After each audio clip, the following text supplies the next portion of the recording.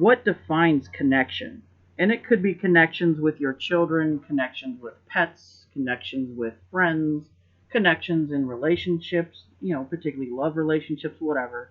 That's the topic we're going to start with today. So basically, for me, what I've always thought was connections more about a heart call, kind of like you get a calling in life of what you want to do, whether career or educational path or whatever it may be. For me, connection has always been a way for me to, I guess, maintain and do periodic maintenance with my relationships with people, mostly my friend group. We all know that my family is important to me. My immediate family is kind of non-existent other than my children. And I have 4 kids this year, thank God. I'm done, by the way, too. We're done. No more kids. But for me, the connection that I have with my friends is pretty much the most important thing that I have. So maintaining that connection, what I've always done, and I've done it with family, and then it kind of expanded out to my very close friend groups. I do have 20 best friends from college, and it's really hard to get us in with that, which is kind of amazing how the group chats keep going. But for us, what we like to do is Sunday phone calls. So usually after lunchtime, I'll get a quiet thing, and we have transitioned that into FaceTime with some of the family members that want to see the kids, or if I bought something or I have a new food or something I'm excited about, because we all know I'm a huge foodie. That's something it's something we talk about quite often is food. So for me to cultivate those connections, it really is like taking the time and putting the effort. That for me is the biggest thing when I'm trying to connect with somebody. Because how often have we met somebody and they just turn into a big dud? And you're just like, I'm going to disconnect. I'm going to unplug this conversation. And then I'm going to say, have a nice life. And you just turn around and walk away. That's what you have to do. So let's go to Kate on her thoughts of what defines a connection. And it could be any type of connection you're talking about. So what are your thoughts on that? My thoughts are pretty similar to yours.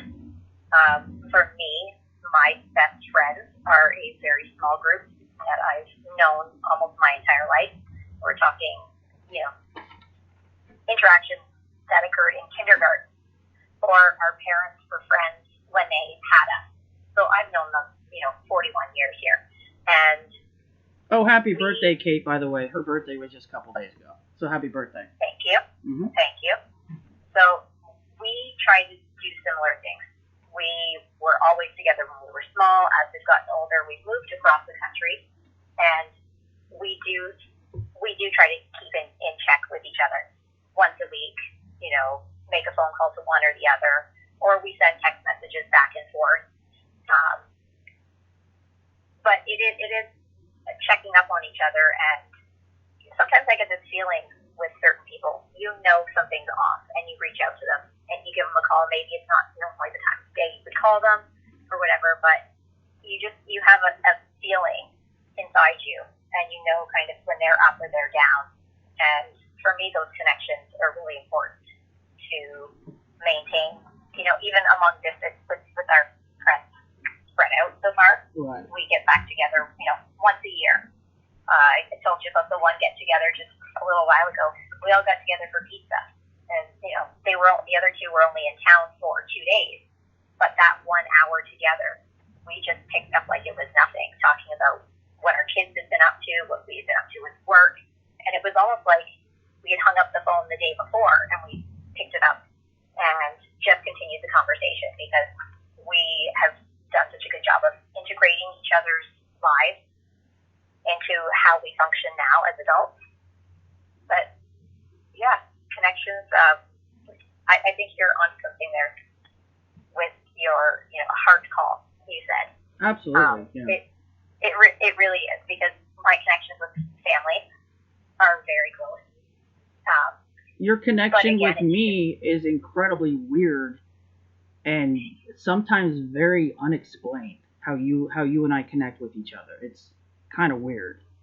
Like, between her and I, we will feel things throughout a day, and it doesn't happen daily, but some weeks it does. And she'll just feel like I'm upset. Or remember that time Gabby's car got stuck in her yard, and I was Yeah. freezing my you-know-what off, trying to help push it and get it out, and I was out there way too long, and then you had called, so I called you back, or maybe you called me when I was still out there, when I was still scooping. I called when you were outside. Yeah, that's what it was. And you sounded like you were experiencing hypothermia.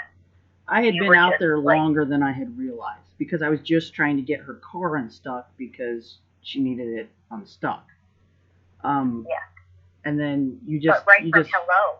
Right. Well, it wasn't a nice hello. Is it me you're looking for? It wasn't like that. It was a hello. That's really what that was like. No good Lionel Richie hello. That was a I'm freezing. I just now realized I'm freezing. I need to go inside. And you were kind of momming me a little bit about that. And like, you need to go inside. I'm like, yeah. And then I shivered probably a good solid 20 minutes that time. Oh, for sure, because you were not expecting to be out there inside. You need to do this right now. Right. But that's just because I care. And right. I would feel the same about you. If you were in the next yard and I saw you outside for a long time like that, it didn't matter the distance. I could still tell you weren't thinking clearly. You were just trying to be helpful, trying to get it done. And again, that's common theme for you. You were putting others ahead of yourself, and you were not aware of just how cold you were. You did say it took like a long time for your feet to thaw out that day. Oh yeah.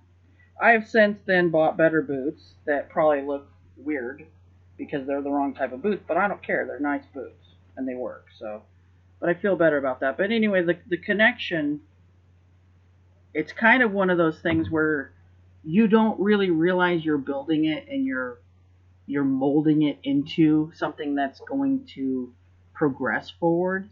It's more of you meet someone and you're like, hey, I kind of recognize your soul.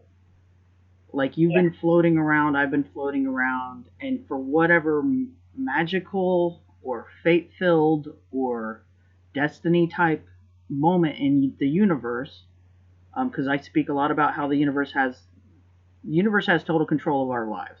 We're just living it. So what we do is we make the decisions that are best for us in the moment, whether they're good or bad, and Lord knows I've made my bad decisions. I have too. And it's just a matter of, okay, we have to move forward. So when you recognize someone's soul and you come together as friendship or business associates or whatever the degree of level is for the relationship, it's a really cool feeling because you feel like, hey, you get me. Like we're similar. We're connecting. We're like joining together for a bit of time.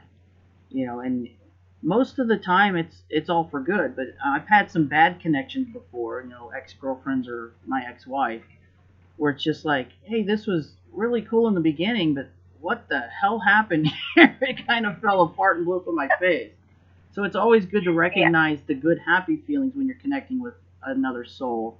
And it's also really good to figure out, hey, this isn't working anymore. This is a bad connection. We got to unplug this. So the next thing I wanted to get into, because we're going to stay on what is a connection, is what is love? Like, how do we define this big, gigantic, monumentous thing we all feel, we always kind of yearn for? Like, how do you even define that? That's such an interesting question. And since I answered the first question first, we'll divert this over to Kate and see what she thinks, because this should be an interesting answer. So what is love? According to Kate, in 2020, what is love? Love is an attachment. It's a recognition of this is a hard one. I mean, I know when. Do you honestly think I'm not going to ask you hard questions for this?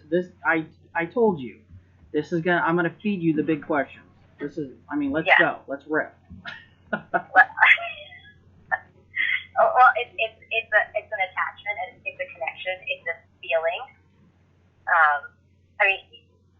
Love can occur in different forms. So the love I have for my children, because there are 3 of them,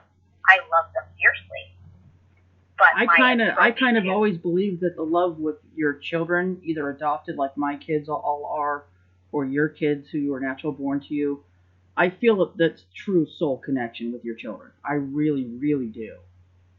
You know, and some parents just don't have that. My ex-wife didn't have that with my kids, and maybe it was because of circumstances or whatnot, but she just never had that soul touching, like, I'm going to love you forever. Not just on my earthly life, I'm saying beyond. Like, you and I are always going to be connected. We're always going to be, you know, not in love, but just surrounded by love. Because I know how much you love your kids. You talk about your kids every day.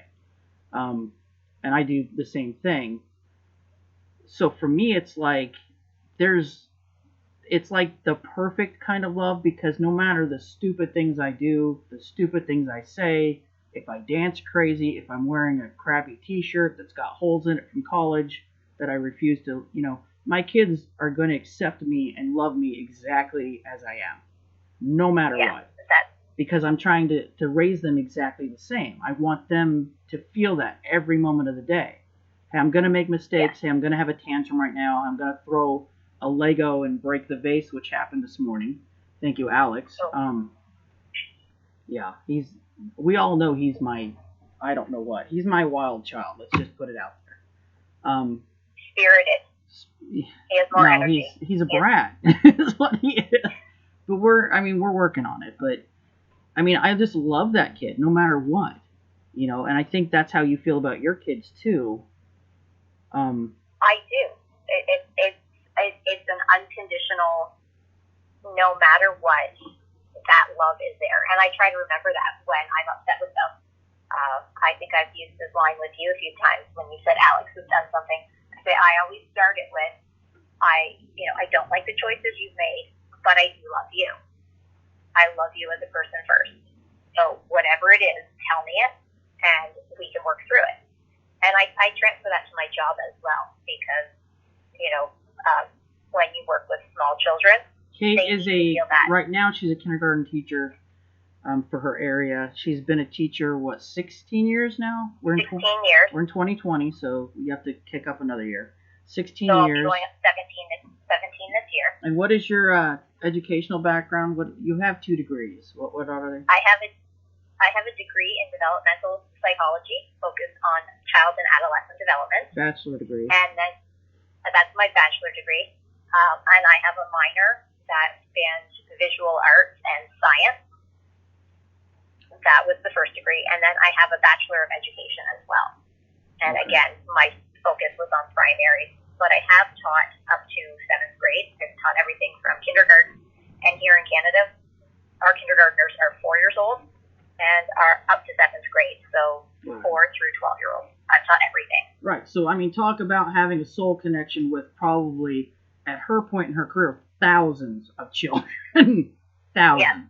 To the point where I'm sure in her area, because she's taught in her area for, I think, her entire career, where she was when she was born and raised, she probably goes to the store and kids will come up to her that have now been through her class, and probably you have a sophomore, a junior by now that you've taught, if not more, because of different variations in the grades that you've taught.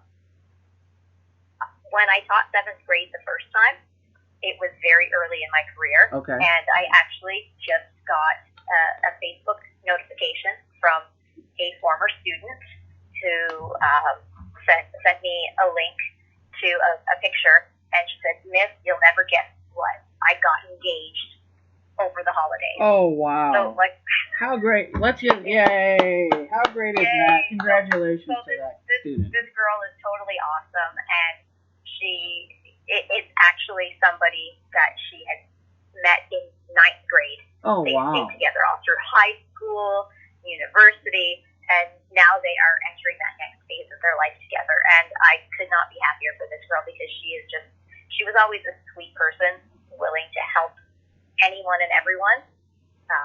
And she's found somebody that brings her to a new level. Right. And he is the same way. So the two of them, I think they will be doing incredible things with their lives. It sounds like they've been happy together for, a generation. I think that's Yeah. great. I think it's awesome. Congratulations to them, whoever they are. But again, look at Yeah. that. Social media, Facebook connects people. You know, people It from your does. past, people that you want to meet, people, you know, how cool is that we can go out and connect with people that don't live in our areas, like me and Kate. We don't live here, but she's been to Denver 3 times or so. So the connection, it Yeah. kind of it gets stronger the closer she gets to me. One of those Yeah. type things. We connected pretty good the other night too, by the way. So we won't get into that, but the connection, yeah, the connection is there. It's like we've had our moments. We've had times where I'm mad and I won't talk to her, or I'm mad and I just don't want to deal with her because my life is. We all know my life is just whatever chaos every second of the day with these kids, but I don't know. To me, I'm looking at 2020 and I'm like, how can I connect more with my community? Because I just moved to Denver in September of last year, so I'm trying to get out there and figure out what do I want to do, and how do I want to present myself to my local area because they don't know diddly squat about me. Right. And I'm Which not. could be a good thing. I mean, yeah, no, that could be a good thing. But I'm just, you know, we're talking about soul connections. We're talking about relationship connections. We're talking about, you know, connections with our children. What really is, how do you evolve your connections as we age? I mean, I think for me, it's just like I said earlier, you know, I've had 20 best friends since college. My very best friends, both of them, Drew and Lindsay, I talk about them several times. We've had them both on my show. Um, you know, I've known them for over 20 years. You know, they both, Right. I've known Drew, I'm 6 months older than him. I've known him in his entire life. And we're probably about to hear my dog bark. We all know how that goes. So we'll wrap this up quickly. But one more thought is, what is 2020 meant for as in terms of our connection with other people? Because if we really look at the political climate we're living with, and not just that, the violent attacks that keep happening within the Jewish community, which I always say those are hate crimes. I mean, if you're targeting a certain religious, and again, the shooting, I think it was down in Texas at a church. I mean, my goodness, it's a violent world in some areas. And as a connection, what can we do to kind of help people that are in need, help people that are struggling? How do we connect with the people in 2020? I mean, what do we do? Do we go back to the universal thought of love helps everybody? If you're kind, if you're nice, if you're sweet, if you're helpful, if you're resourceful, even if you're just sitting next to somebody that's having a rough day and just breathing with them, just in and out, just, you don't have to say anything. I can tell something's up, you know, like we're talking about with connection. You can just feel their energy feeding off of them. And you say, okay, I'm just going to sit here. I'm just going to breathe with you. You take as much time as you need. I'm right here. What do we do? Exactly. It's 2020. The world has changed since I was a kid. I mean, what do we do? How do we connect with others? I think what we need to do is take a step backwards, actually. Really? As Why? much as I love my technology and I love having instant access to things, I think it's made us a little more into ourselves. And if you step back from that a little bit and you just kind of watch and listen, you notice more. I mean, you do it a lot because you've got the kids and they're still small and you see things from their perspective. Right. Sometimes as adults, we just get so caught up in me. We forget about the person right beside us. Right. And I've noticed that when I step back and kind of strip things down to minimal and I block out the background noises, I guess you could call them, the other distractions around me, I get a better understanding of how to connect with people. So I say maybe slow it down a little bit and start focusing on, one person and then moving on to another person. Yeah. It's as simple as something like you paying for the people in line behind you's groceries. You don't have to do something like that, but hold the door for somebody. Well, I was say good morning. for, say hello. For simple Christmas. Simple Yeah, go ahead. Sorry. Simple kindness and manners. I think they go a long way in establishing connections and helping build each other up. Right. You know, one smile can change somebody's day. That's true. I've always lived like that. I'm a big, tall guy. Everyone, notices me. I can't help it because I'm 6'6". We all know this. But I usually have a grin or a smile on my face when I first get into a room because I'm well aware everyone's going to turn and look at me because I'm quite odd, because I'm usually the tallest person in the room. So I I want to project that, hey, I'm friendly, hey, I'm nice, I'll talk to anybody as long as you're respectful and not rude and mean. That's how I've always kind of connected with people. I'm trying to figure out how to do more. Like, I think 2020 should be a big year for me. Should be a big year for me. Should be